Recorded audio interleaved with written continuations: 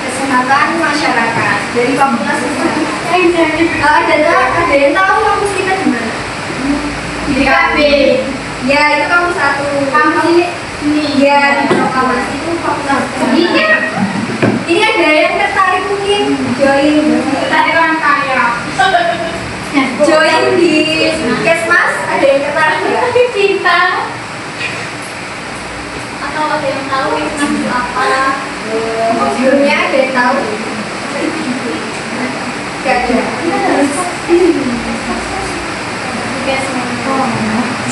Jadi kebanyakan ya ini orang-orang tuh kiranya nanti kita setelah lulus dari Kesmas itu kerjanya di Puskesmas. Padahal Kesmas itu luas banget. Gak hanya di Puskesmas, kita bisa kerja di rumah sakit, jadi promosi kesehatan, terus di instansi-instansi pabrik, rumah sakit juga bisa. Jadi Kesmas itu itunya luas banget. Jadi nanti adik-adik kalau mau nanya-nanya aja jangan suka-suka ya. Oke. Sebelumnya udah tahu nggak kita nanti mau bahas tentang apa? Aku mau nanti ya terkait dengan kesehatan reproduksi. Baik, untuk mempersingkat waktu, sebelumnya perkenalkan nama aku Eka Dewi Lestari, bisa dipanggil lagi, dan teman saya nama aku Agnes Karyatin, bisa dipanggil Agnes. Selanjutnya saya lakukan ke teman saya. Nah, pastinya kalian di sini udah nggak asing ya dengan namanya pacaran. Putus. Benar. Apalagi di masa-masa SMA kayak kalian saat ini, pastinya udah mulai merasakan rasa tertarik pada lawan jenis, suka-sukaan. Mungkin kalian di sini sudah punya pacar semua ya? Masa nggak punya sih? Punya. Nah, tapi di sini kita nggak akan membahas tentang cita-cita aja ya. Tapi kita akan membahas mengenai kekerasan dalam pacaran. Pacaran ini juga bisa menjadi tempat kekerasan juga dan juga korbannya nih nggak hanya laki-laki, tetapi juga bisa perempuan. Dan biasanya kita tuh nggak menyadari karena kita menganggapnya itu kekerasan itu cuma sekedar bercandaan atau sekedar main-main aja. Nah, apa sih kekerasan dalam pacaran? Kekerasan dalam pacaran atau dating violence merupakan tindakan menyakiti pasangannya atau tindakan yang berupa kekerasan kepada pasangannya yang belum terikat hubungan suami istri atau hubungan pernikahan. Nah, biasanya ini bisa berupa kekerasan fisik, psikologis, dan juga kekerasan seksual. Nah, ini ada 3 kekerasan secara psikologis, fisik, dan seksual. Yang pertama kita akan membahas mengenai kekerasan secara psikologis. Yang pertama yaitu contohnya menggunakan panggilan yang menyakitkan.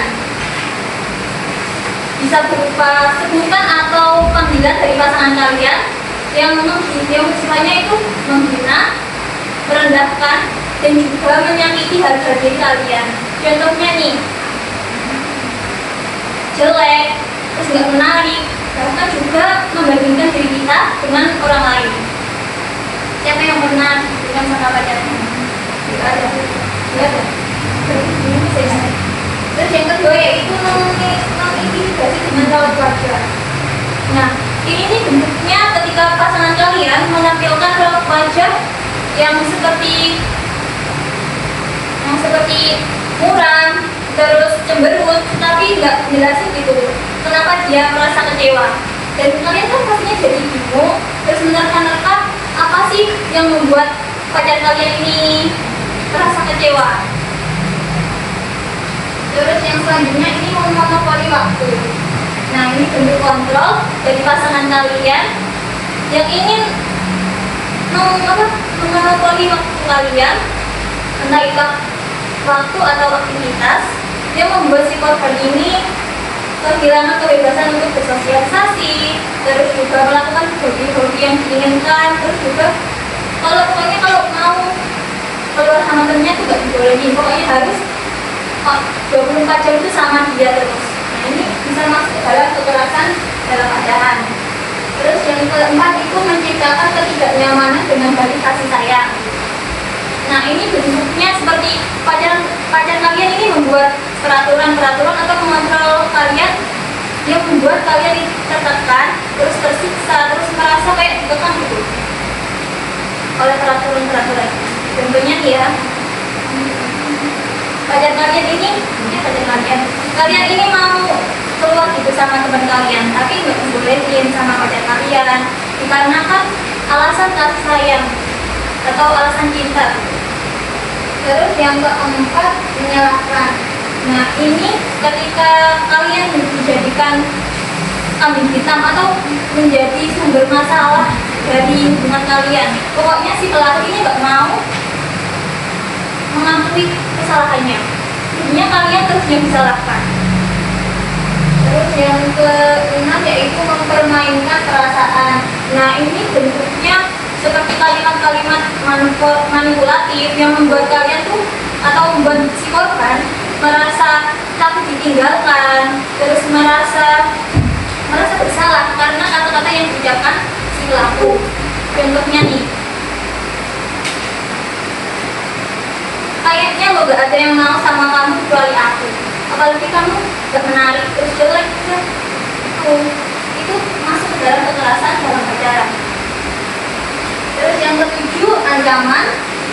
Ancaman ini bisa berupa kata-kata kasar, terus bisa berupa kata-kata yang menakut-nakuti kita, terus juga berupa kata-kata atau ucapan yang berindikasi kekerasan.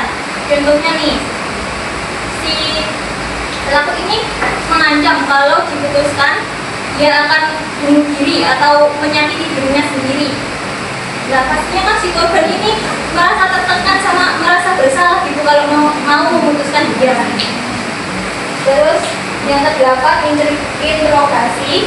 Bisa berupa pertanyaan-pertanyaan yang bersifat memojokkan, terus mencurigai, sama juga bisa mengintimidasi si pelaku, si korban agar si korban ini mau menjawab pertanyaan-pertanyaan yang nggak harus dipertanyakan gitu.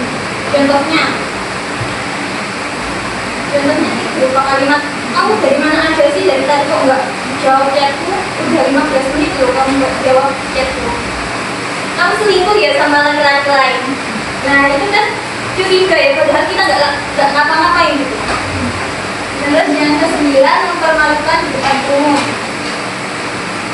Ini bisa berupa ejekan atau cemoohan atau aib kalian yang diumbar, entah itu di depan kalian langsung, di depan teman-temannya, di depan teman-teman kalian, ataupun secara di sosmed. Nah, pastinya kan si korban ini merasa malu, terus merasa harga dirinya diinjak-injak karena kan aibnya udah diumbar nih, terus orang semua udah tahu aibnya, ini merasa malu. Yang kedua yaitu kekerasan fisik. Nah, kekerasan fisik ini bisa berupa tindakan yang menyakiti tubuh pasangannya yang dilakukan secara sengaja. Nah, kekerasan fisik ini bisa meninggalkan luka atau bekas luka seperti memar-memar, dan juga bisa mengakibatkan trauma psikologis dan juga bisa mengakibatkan kematian. Yang pertama yaitu bentuknya memukul. Nah, entah itu memukul di area wajah, di area lengan, atau bagian tubuh yang lainnya. Memukul merupakan tindakan kekerasan yang nggak boleh diwajarkan dalam pacaran ya. Terus yang kedua, mencengkram lengan. Nah, ini biasanya kan sepelekan ya sama orang-orang. Kayak mencengkram lengan aja kok kenapa sih buat permasalahan? Nah, padahal mencengkram lengan ini bisa masuk ke dalam tindakan kekerasan karena bersifat mengintimidasi, terus bersifat mengontrol dan membuat si korban ini merasa tidak bebas. Terus yang ketiga ini mendorong dan membenturkan. Nah biasanya kan kalau kalian udah marah nih, terus mereka mendorong atau membenturkan lawannya ya. Padahal hal ini kan nggak dibolehin ya kalau dalam hubungan. Yang keempat yaitu menampar saat bertengkar. Terus yang kelima yaitu mengikuti dan menampar. Nah biasanya ketika si korban atau si pelaku ini merasa udah kesal gitu, akhirnya dia kadang tuh tetap menjaga atau menggigit si korban agar merasa diintimidasi. Nah, sebenarnya kalian pasti tahu nggak? Pasti tahu kasus-kasus kekerasan dalam pacaran nggak? Ada yang nggak tahu? Ada yang tahu nggak? Kekerasan dalam pacaran? Nggak tahu. Yang biasanya diberita itu loh, yang dibunuh, dimutilasi sama pacarnya. Nah itu kan kekerasan dalam pacaran. Makanya kita sebagai perempuan harus berhati-hati, apalagi jika pasangan kalian udah memiliki tanda-tanda seperti kekerasan pada kalian juga harus berhati-hati.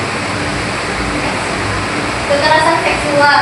Nah, kekerasan seksual ini bentuk kekerasan terhadap tubuh si korban, terus privasi, dan juga daerah-daerah yang tidak harus disentuh atau diperlihatkan, tapi disentuh sama dilihat sama si pelaku. Yang pertama yaitu ciuman yang tidak diinginkan. Yang ketiga, pasangan kalian tiba-tiba melakukan ciuman entah itu di pipi, di dahi, atau di bibir tanpa persetujuan kalian. Nah ini termasuk ke dalam pelecehan seksual. Karena kan kalian nggak mau ya, tapi dipaksa. Ini bisa masuk ke dalam kekerasan dalam pacaran. Yang kedua yaitu sentuhan yang tidak diinginkan. Sentuhannya bisa berupa rabakan pada paha, pada dada, pada bokong, atau area intim lainnya yang seharusnya nggak dipegang sama orang lain, itu dipegang sama si pelaku. Nah, sentuhan yang tidak diinginkan ini membuat si korban merasa kotor, merasa permalukan, dan juga batasan pribadinya itu merasa sebenarnya nggak dihargai. Terus yang ketiga, memaksa mengirim video atau foto yang tidak terlampau. Nah, biasanya ini pelaku membujuk atau mengancam gitu kepada si korban agar mau mengirimkan video atau foto yang seharusnya nggak dikirimkan atau yang seharusnya tidak diperlihatkan kepada orang lain. Nah, kalau udah putus, kemungkinan ya si pelaku ini bisa menyebarluaskan foto atau video tersebut. Kan jadinya si korban ini merasa tertekan karena foto dan videonya kan nggak harus disebar ya, tapi jadi sebar terus akhirnya videonya foto. Terus yang keempat yaitu pemerkosaan. Nah, ketika seseorang melakukan hubungan seksual tanpa persetujuan pasangannya atau secara masalah, itu masuk ke dalam golongan pemerkosaan. Karena jika salah satu pihak merasa tidak nyaman, terus merasa menolak, dan tidak ada keinginan untuk melakukan hubungan seksualitas, itu bisa masuk ke dalam golongan pemerkosaan. Nah, ada faktor-faktor yang mempengaruhi kekerasan dalam pacaran. Nah, faktor-faktor kekerasan dalam pacaran pada remaja ini nggak langsung timbul secara langsung ya, tapi ada beberapa faktor yang mempengaruhi, baik itu dari pribadi remaja tersebut atau lingkungan atau sistem sosial yang mempengaruhi kekerasan dalam pacaran pada remaja. Nah, ada 7 faktor yang mempengaruhi. Yang pertama yaitu penerimaan teman sebaya. Nah, biasanya kan remaja ini masih di tahap mencari dari diri ya, terus kayak mau mendapatkan validasi gitu dari orang lain, apalagi dari teman sebayanya. Nah, pastinya remaja ini mau terlihat keren di depan teman-temannya, apalagi remaja laki-laki. Nah, beberapa remaja laki-laki ini beranggapan bahwa bertindak atau berperilaku kasar pada pasangannya ini merupakan bentuk kemaskulinannya. Contohnya, si Robi ini bertengkar sama pacarnya. Terus pacarnya ini kayak merendahkan, mengeluarkan kata-kata yang merendahkan si Robi. Nah, terus si Robi ini menampar pacarnya di depan teman-temannya. Nah, teman-temannya bukannya melerai atau menuduh si Robi, tapi malah mendukung tindakan si Robi tersebut. Nah, makanya lingkungan ini bisa mempengaruhi atau mendorong tindakan kekerasan dalam pacaran pada remaja. Terus yang kedua, harapan peran gender. Nah, di masyarakat ini sudah tertanam ya stereotip bahwa laki-laki itu harus memimpin, terus harus tegas, sedangkan perempuan ini harus lemah lembut, terus sama harus nurut. Nah ini hal ini pun membuat remaja perempuan banyak yang menjadi korban kekerasan, sedangkan remaja laki-laki ini kayak merasa bahwa berhak gitu untuk mengatur atau mengontrol pacarnya. Terus yang ketiga, pengalaman yang sedikit. Nah, remaja kan sedang di tahap belajar ya, belajar tentang apa itu cinta atau bagaimana cara membangun hubungan yang sehat atau yang baik. Nah, karena kurangnya pengalaman, banyak remaja yang menormalkan hal-hal yang masuk dalam peran segera pacaran dianggap normal. Kayak contohnya terlalu diposesifin, terlalu dilarang, terlalu dikekang. Nah, banyak remaja yang mengira terlalu posesifin atau dikekang itu merupakan bentuk dari cinta atau kasih sayang pacarnya. Padahal itu adalah tanda-tanda hubungan yang tidak sehat dan toksik. Nanti selanjutnya bisa dilanjutkan ke Mas saya. Nah, baik, selanjutnya itu ada kurang terbuka dengan orang tua. Nah, biasanya tuh remaja banyak ya seperti kita yang takut untuk cerita dengan orang tua kita itu selalu memendam, gak pengen curhat. Karena kalau misalkan kita curhat dengan orang tua itu, kita tuh merasa hilang kepercayaan diri kita lah, kita merasa kayak apa namanya? Ya, kita tuh merasa akan-akan tidak sepantaran kan dengan mereka, jadi kurang mengerti lah apa yang kita sampaikan kepada orang tua kita, jadinya kita enggan untuk bercerita. Padahal itu salah satu hal yang penting yang harus kita lakukan. Kita itu harus dekat dengan orang tua kita, harus curhat segala macam. Karena kalau ada apa-apa pun yang tahu dan akan menolong kita itu pastinya yang pertama adalah orang tua. Jadi kita harus membangun sosialisasi atau mendekatkan sosial kita pada orang tua kita. Selanjutnya sedikit akses ke layanan masyarakat. Nah, biasanya itu remaja seperti kita itu memiliki sedikit akses untuk ada seperti kita misalnya ada yang terkena kekerasan ya, misalnya kekerasan entah itu dalam pertemanan ataupun pacaran, itu kita sedikit akses untuk melapor ke pihak berwajib seperti polisi, LSM dan lainnya. Karena kita itu merasa takut atau tidak memiliki kewenangan gitu ya. Padahal kita sebagai perempuan dan remaja, anak-anak itu berhak mendapatkan perlindungan dari pihak berwajib gitu ya.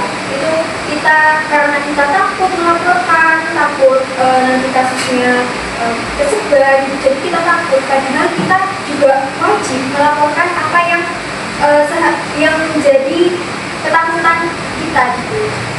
Seperti itu. Lalu selanjutnya keterbatasan legalitas. Keterbatasan legalitas ini remaja itu biasanya cenderung dia itu menyimpan semuanya sendiri.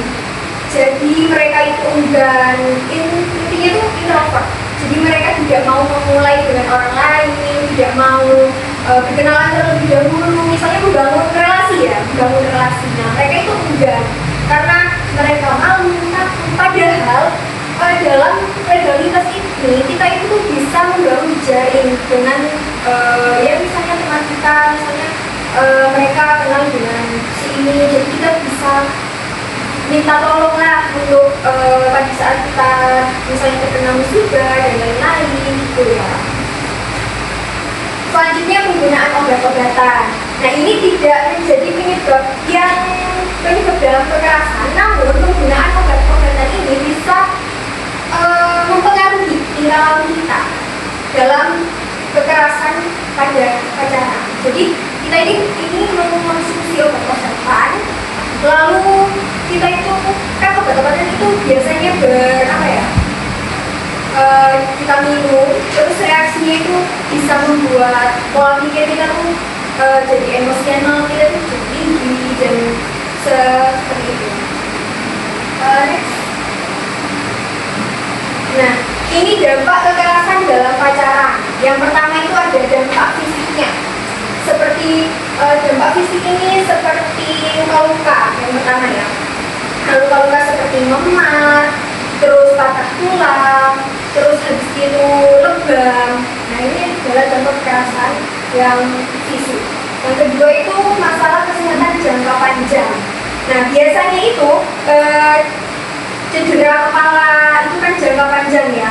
Terus gangguan fungsi organ dalam, terus habis itu trauma fisik kronis yang bisa terjadi bila kekerasan. Jadi ini tuh bisa berlangsung lama teman-teman. Yang masalah kesehatan jangka panjang itu bisa berlangsung lama di kemudian hari. Jadi ini termasuk juga. Terus yang ketiga itu gangguan tidur dan kelelahan. Nah biasanya tuh kita udah terkena stres ya karena mikirin kita udah dikerasin, kita udah dipojokin.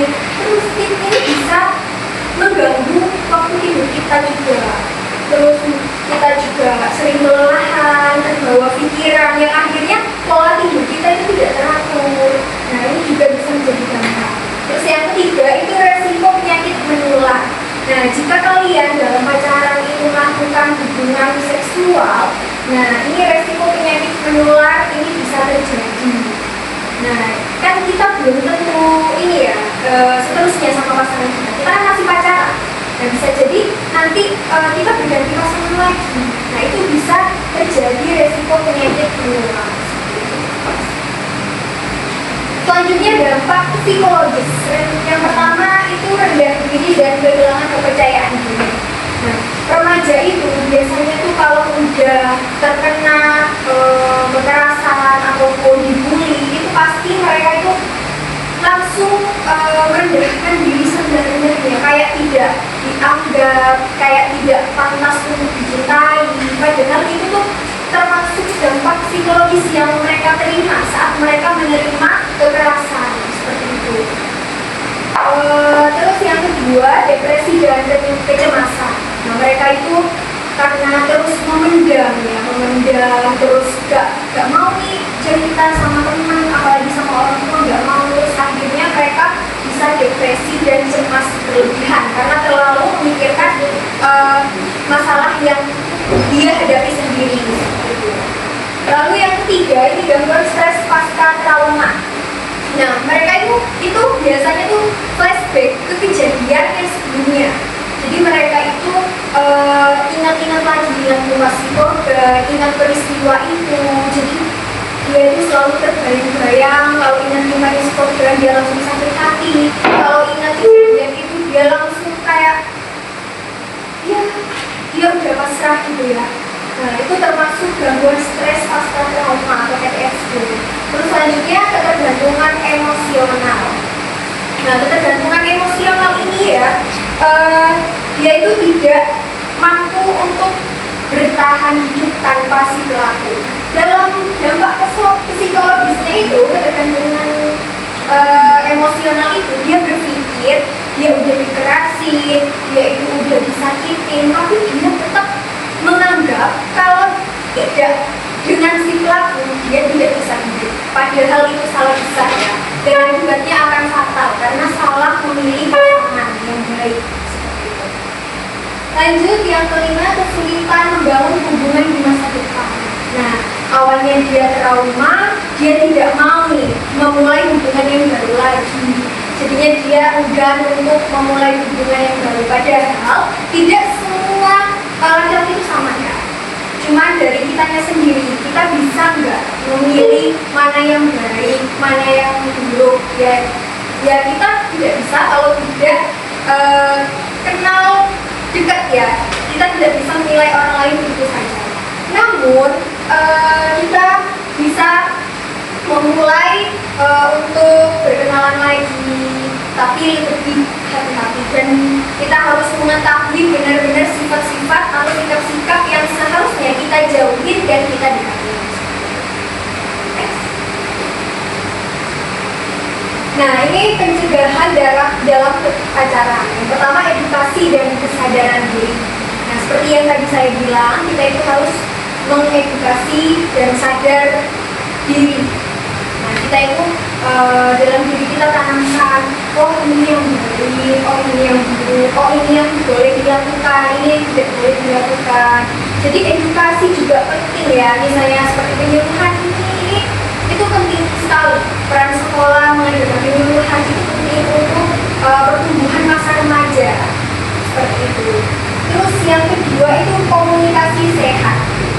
Nah, komunikasi sehat itu contohnya itu jujur pada pasangan, terus saling menghargai, terus mereka itu saling menghormati batasan. Karena setiap orang itu punya privasi kan, tidak semuanya kita harus beritahukan kepada orang, tidak semuanya kita buka pada orang gitu. Termasuk misalnya nih dalam hubungan kalian itu semuanya Sandi ini aku pegang, aku ini aku pegang, itu adalah hal yang menurut aku sangat berlebihan karena semua itu tidak perlu. Itu termasuk privasi kita juga. Tapi kalau dua-duanya itu ya mungkin masih bisa ya bicarakan. Lanjut dukungan sosial. Nah, dukungan sosial ini sangat penting untuk mencegah terjadinya kekerasan dalam pacaran. Misalnya dukungan sosial dari teman, orang tua, lingkungan, sekeliling. Nah, ini kita harus mempunyai teman yang benar-benar teman. Kan ada ya teman yang misalnya kita tanya, ini bagus nggak? Bagus. Nah, dia tuh selalu jawab bagus gitu. Padahal menurut dia tuh jelek, tapi dia bilangnya bagus-bagus. Sementara teman yang satunya pada saat dia bertanya, dia tuh bertanya ini bagus nggak? Oh bagus. Terus besoknya ini bagus nggak? Oh ini kurang cocok di kamu soalnya ini begini. Nah, antara teman A dan B itu beda. Karena mereka itu yang satu mendukung, yang satu memang mendukung, tapi dia tidak bisa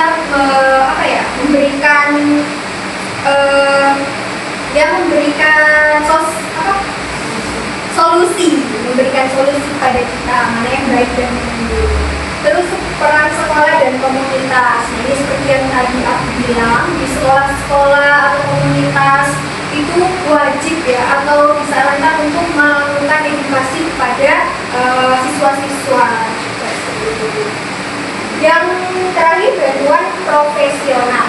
Nah, ini dari seperti tadi polisi, terus perlindungan anak, LSM dan lain-lain ini berhak ya memberikan bantuan pada saat kalau kita ingin mengajukan kejahatan. Nah, itu bantuan profesional ini wajib memberikan pengamanan kepada kita. Jadi mereka itu harus benar-benar melindungi kita, apalagi kita sebagai perempuan, anak bangsa ini wajib dilindungi. Next. Nah, ini penanganan untuk korban. Yang pertama, korban itu harus ditangani. Karena apa? Nah, yang pertama itu dukungan emosional dan psikologis.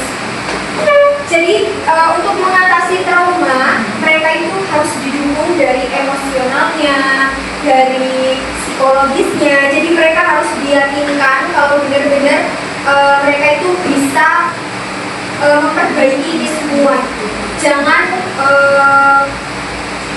Jangan terus-terusan memikirkan hal yang itu karena kita tidak akan bisa pernah maju ke depan kalau takut dengan hal-hal yang itu saja. Terus yang kedua ini perlindungan fisik dan hukum.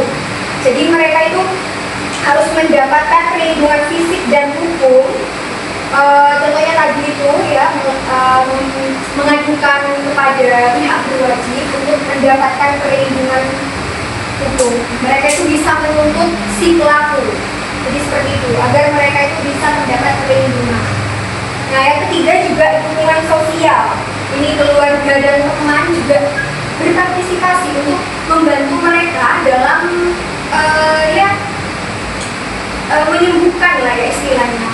Dalam membantu menyembuhkan entah itu emosionalnya, entah itu psikologisnya, agar dia itu mau lagi, agar tidak tidak di peristiwa itu aja ingatannya itu. Ya, dalam kekerasan itu kan pasti depresi kayak tadi kan, depresi, takut keluar, takut lihat laki-laki, takut ini, trauma. Nah, Hubungan sosial itu sangat penting, apalagi dari keluarga, orang tua, teman, gitu. Itu sangat penting untuk membangun semangat mereka kembali. Lalu selanjutnya penanganan untuk pelaku. Nah, pelaku ini juga harus mendapatkan penanganan. Karena apa? Karena pelaku ini kan dia itu masih pola pikirnya itu masih yang apa ya, ikut-ikut teman, pergaulan sekarang kan bebas ya. Nah, jadi ini konseling perilaku yang pertama itu wajib diberikan kepada sang pelaku agar nantinya itu pelaku itu bisa membedakan mana yang benar dan mana yang salah, seperti itu. Selanjutnya itu pendidikan karakter dan kesehatan gender. Nah, ini pendidikan karakter itu harus dibentuk mulai anak-anak sudah menggali jati dirinya ya. Jadi juga kesetaraan gender. Pria itu tidak selalu mereka di atas, dianggap mereka yang kuat, dianggap mereka yang bisa berkuasa. Padahal ya kita itu setara. Kita jangan takut apabila kita diancam, kita itu, karena kita juga wajib memberikan perlindungan kepada diri kita sendiri. Seperti itu. Selanjutnya sanksi dan tanggung jawab hukum. Si pelaku ini wajib mendapatkan sanksi dan hukuman dari pihak berwajib pada saat mereka melapor. Jadi penanganannya seperti itu agar dia jera ya, dia merasa jera, dia merasa takut. Jadi mereka itu harus diberikan penanganan, sanksi dan tanggung jawab hukum agar nantinya dia mendapatkan hukuman, lalu si korban ini merasa tenang dan bisa mengurangi traumanya seperti itu. Next. Wah, udah habis nih guys materinya. Mungkin ini penjelasan dari kami. Apabila ada yang ingin ditanyakan, silakan.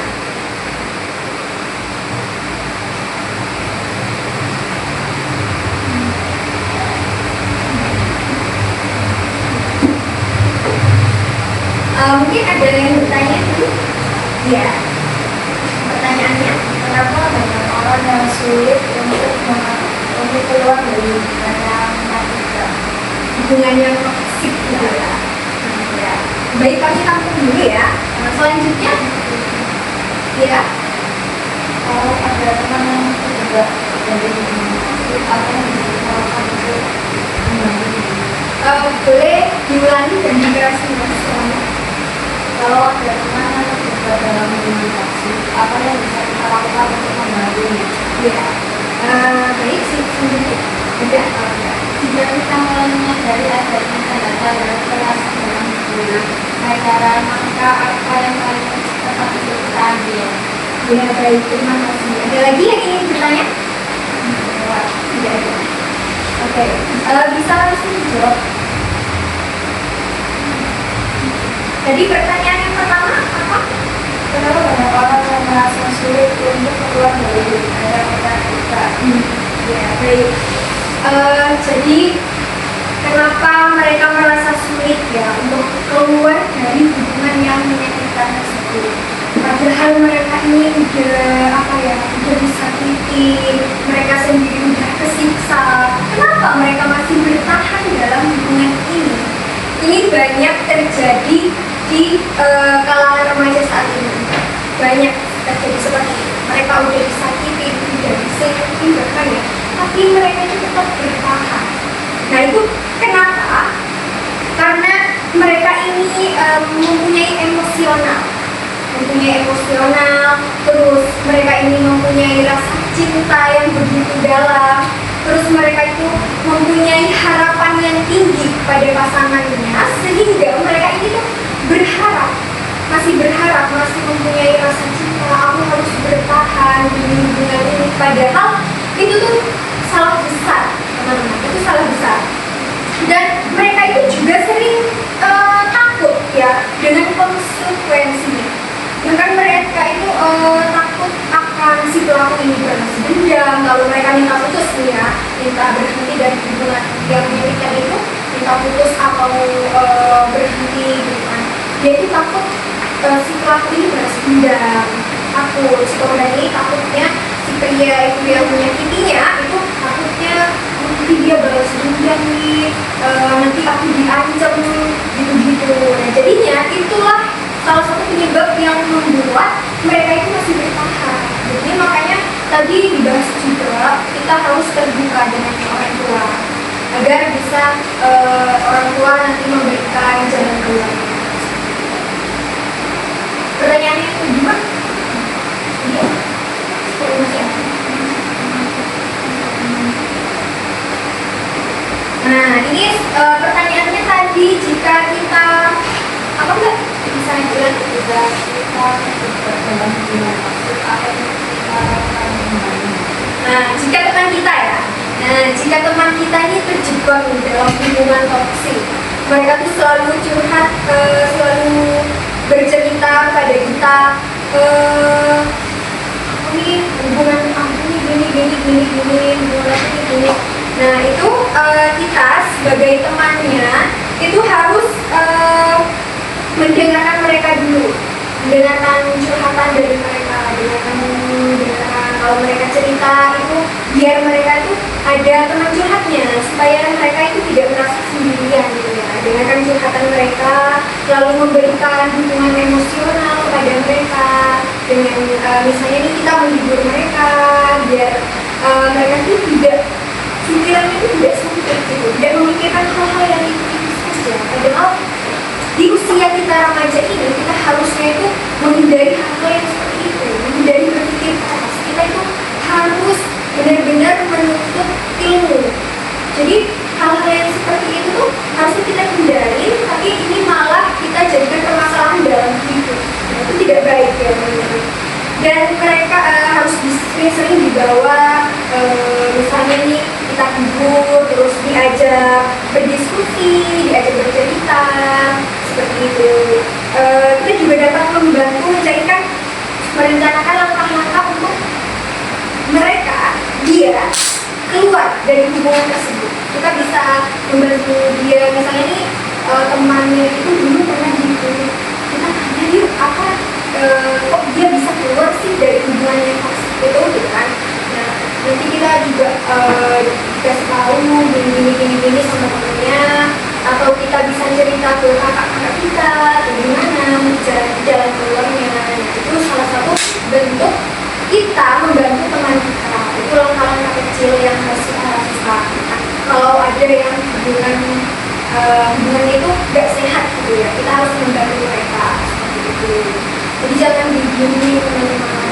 Kalau ada teman kita yang hubungannya seperti itu, kita harus bantu mereka untuk kasih mereka jalan keluar. Tapi biasanya ada teman yang ngeyel, nggak mau dikasih tahu.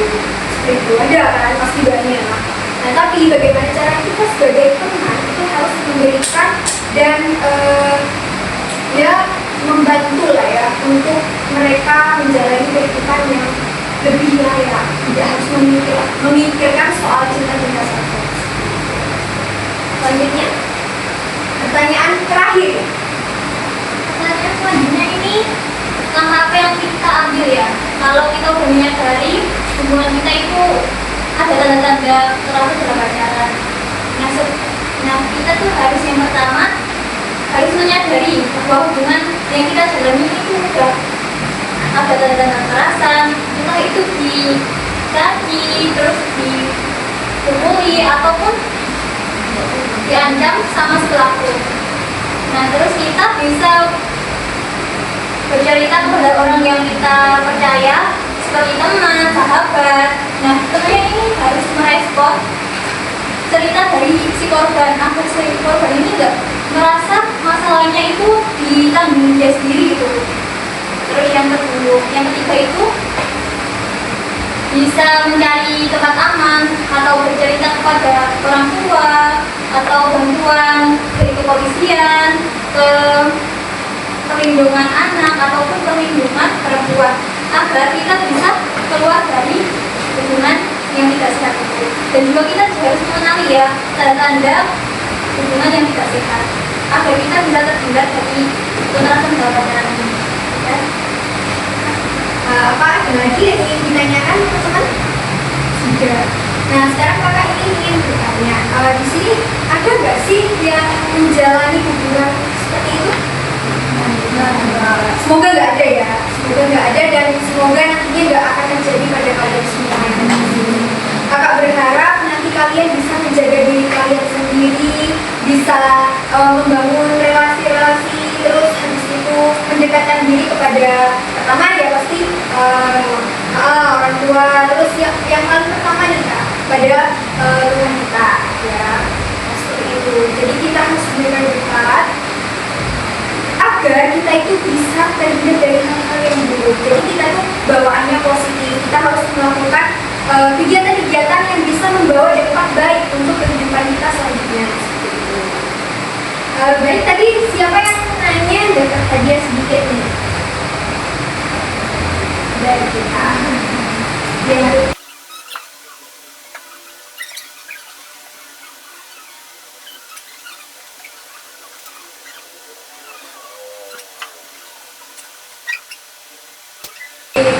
Nanti teman-teman ini kelas berapa? 11. Berarti nanti kelas 12. Nah, ada nggak sih di sini yang tertarik masuk jurusan kesehatan masyarakat? Yang punya pandangan mengenai ini. Ya, sebelumnya kita tahu? Nggak tahu? Nggak ada yang tahu Kesmas? Ya. Jadi Kesmas itu peminatannya ada 8. Yang pertama ada statistika, epidemiologi, gizi, K3 itu kesehatan kerja, terus habis itu ada casting, kesehatan lingkungan, terus ada apa nih Kak yang terakhir? Iya AKK itu administrasi kesehatan. Nah, jadi seperti itu. Jadi lingkup Kesmas itu banyak teman-teman. Kalian bisa kerja di instansi, pabrik. Kalau di pabrik kita bisa jadi K3. Kebetulan nih peminatan di Universitas Muhammadiyah Gresik, Fakultas Kesehatan, jurusan Kesehatan Masyarakat itu ada 2 peminatan ya. Yang pertama ada kesehatan lingkungan atau KSLI, yang kedua itu peminatan kesehatan keselamatan kerja. Jadi K3. Semoga nanti kakak juga minta doanya kepada kalian semua. Semoga nanti kita dipertemukan pada saat kita nanti bisa sukses bareng. Jadi sekian teman-teman. Terima kasih banyak udah mau mendengarkan. Terima kasih banyak udah meluangkan waktunya untuk kita.